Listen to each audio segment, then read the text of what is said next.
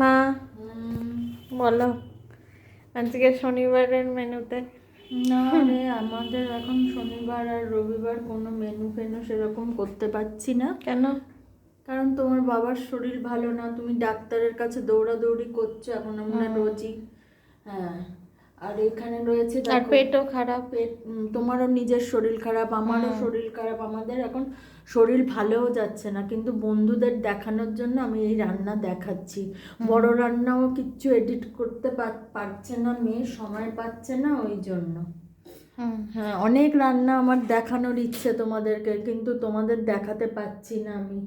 কিন্তু তোমরা আমার চ্যানেলে যাবে, অনেক রান্না আমার দেওয়া আছে বড়।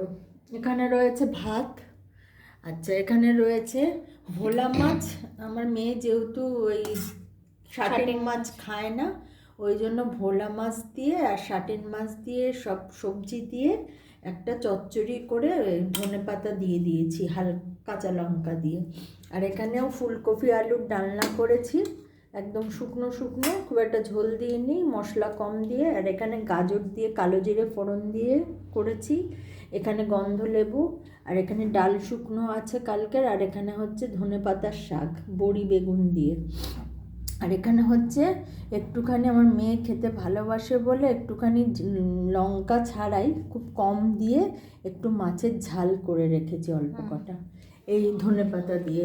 এই হলো আজকের মেনু। যদি ভালো লেগে থাকে তাহলে লাইক শেয়ার কমেন্ট করো, আর প্লিজ আমার পাশে থেকো, আমার চ্যানেলটাকে একটু দেখো, সাবস্ক্রাইব করো।